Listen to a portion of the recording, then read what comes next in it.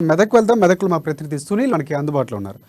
గజ్వేల్ పట్టణంలోని నిన్న రాత్రి చోటు చేసుకున్నటువంటి ఒక ఘర్షణ ఇప్పుడు అక్కడ రాజకీయంగా మారినటువంటి పరిస్థితి కనిపిస్తుంది. శివాజీ విగ్రహం వద్ద ఓ వ్యక్తి మూత్ర విసర్జన చేయడంతో మొదలైనటువంటి వివాదం నిరసన పట్టణంలో ఇక ర్యాలీగా నిర్వహించినటువంటి హిందూ సంఘాల నేతలు ఈ నేపథ్యంలో నిరసన నిర్వహించినటువంటి పరిస్థితి కనిపిస్తుంది.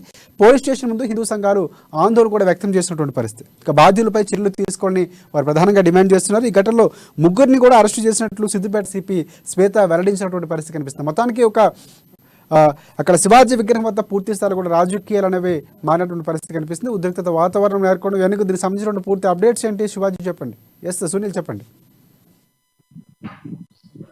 సిద్దిపేట జిల్లా గజ్వేల్లో గత రాత్రి నుంచి తీవ్ర ఉద్రిక్తత పరిస్థితి నెలకొన్నదని చెప్పవచ్చు. అయితే గజ్వేల్ పట్టణంలో ఉన్నటువంటి శివాజీ విగ్రహం వద్ద వ్యక్తి మూత్ర విసర్జన చేయడం వివాదానికి కారణంగా చెప్పవచ్చు. అయితే అక్కడే ఉన్నటువంటి కొంతమంది యువకులు సదరు వ్యక్తిని పట్టుకొని పోలీస్ స్టేషన్ కు వెళ్తున్న సమయంలో మరో వర్గంకి చెందినటువంటి యువకులు ఈ వర్గంపై దాడి చేయడంతో ఒక వ్యక్తికి తీవ్ర గాయాలయ్యాయి. సందీప్ అనే యువకుడు తీవ్ర గాయాలు కావడంతో రెండు వర్గాలు ఒక్కసారిగా రోడ్లపైకి వచ్చాయి. పోటాపోటీగా ర్యాలీలు నిర్వహించారు. ఈ నేపథ్యంలో పోలీసులు స్పాట్ కు చేరుకున్నారు. ఇరు వర్గాలను కూడా సముదాయించే ప్రయత్నం చేసినప్పటికీ కూడా ఆందోళన తీవ్రతరం అవడంతో సిద్దిపేట పోలీస్ కమిషనర్ శ్వేత గజ్వేల్ కు చేరుకున్నారు. పరిస్థితిని సమీక్షించారు. శాంతి భద్రతల పరీక్షణకై ఇరు వర్గాల నేతలతో కూడా యువకులతో కూడా మాట్లాడడం జరిగింది. ఈ నేపథ్యంలో ఈ ఘటనకు సంబంధించి ముగ్గురు వ్యక్తులను ఈరోజు అరెస్ట్ చేసినట్లు కూడా సిపి శ్వేత విలేకరుల సమావేశంలో చెప్పడం జరిగింది. ఈ ఘటనకు నిరసిస్తూ ఈ రోజు గజ్వేల్ బంద్ కూడా హిందూ సంఘాలు అదేవిధంగా బీజేపీ నేతలు బంద్ కు పిలుపునిచ్చిన నేపథ్యంలో మరోసారి ఉద్రిక్తత పరిస్థితి నెలకొన్నది. బంద్ నేపథ్యంలో బీజేపీ నేతలు హిందూ సంఘాల నేతలు ర్యాలీ నిర్వహిస్తున్నా కూడా కొద్దిపాటి ఘర్షణ చెలరేగినటువంటి పరిస్థితి ఉంది. మరోవైపు ఒక మత సంస్థకు చెందినటువంటి కార్యాలయం వద్ద కానివ్వండి లేదంటే పట్టణంలో కొన్ని చోట్ల రాళ్లు విసురుకోవడం కూడా జరిగినటువంటి పరిస్థితి. ఈ నేపథ్యంలో పోలీసులు పెద్ద ఎత్తున గజ్వేల్ పట్టణంలో మోహరించారు. ఇరు వర్గాలతో కూడా మళ్ళీ మాట్లాడడం జరిగింది. అది సందర్భంగా సిద్దిపేట సిపి శ్వేత మాట్లాడుతూ ఈ ఘటనకు ఎవరు పాల్పడినా కూడా చర్యలు తీసుకుంటాం. మరోవైపు ఇందుకు సంబంధించి కూడా ప్రత్యేక టీంలను కూడా ఏర్పాటు చేశామని చెప్పారు. మరోవైపు ఈ ఘటనలకు ఎవరైతే బాధ్యులు ఉన్నారో ఎవరు కూడా వదిలిపెట్టే ప్రసక్తి లేదు. ఖచ్చితంగా అందరిపై చర్యలు తీసుకుంటామని చెప్పి కూడా ఆమె హామీ ఇవ్వడం జరిగింది.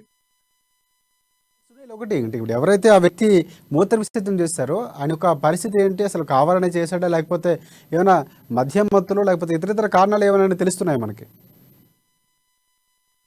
అయితే శివాజీ విగ్రహం వద్ద మూత్ర విసర్జన చేసినటువంటి వ్యక్తి గత రాత్రి పూర్తిగా మద్యం మత్తులో ఉన్నట్లు కూడా స్థానికులు చెప్తా నేపథ్యంలో మద్యం మత్తులో ఉన్నటువంటి ఆ వ్యక్తి ఈ ఘటనకు పాల్పడ్డారు. అయితే అక్కడ ఉన్నటువంటి యువకులు అతన్ని పట్టుకొని పోలీస్ స్టేషన్ తీసుకెళ్తున్న సమయంలో ఈ ఘటన కింద ఒకరిపై ఒకరు దాడులకు పాల్పడ్డ నేపథ్యంలో అప్పటి నుంచి పరిస్థితి ఉద్రిక్తంగా మారింది. మరోవైపు నివురు కప్పిన నిప్పులా కూడా పరిస్థితి ఉందని చెప్పవచ్చు. ఎప్పుడు ఏ క్షణంలో ఎలాంటి పరిస్థితులు దారితీస్తాయో కూడా చెప్పలేని పరిస్థితి ఉంది. మరోవైపు పోలీసులు మాత్రం గట్టి బందోబస్తును ఏర్పాటు చేశారు. పరిస్థితిని సమీక్షిస్తున్నారు. ఎప్పటికప్పుడు పోలీసు బలగాలు కూడా పట్టణంలో పహారా పరిస్థితి ఉంది.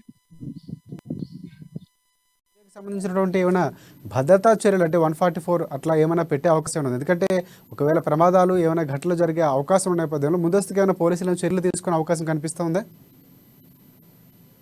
అయితే వాటికి సంబంధించి మీరు చెప్పిన అంశాలకు సంబంధించి అయితే పోలీస్ చర్యలకు ఇంకా తీసుకోవాల్సిన కఠిన చర్యలు తీసుకోవాల్సిన పరిస్థితి అయితే లేదని చెప్తాను పోలీసులు. ఎందుకంటే